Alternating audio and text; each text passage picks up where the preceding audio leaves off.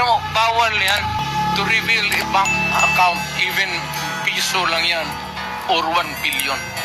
You make it public here. Hindi mo ba alam that I could charge you for that alone? That single statement, I can send you to prison. I guarantee you. Yes.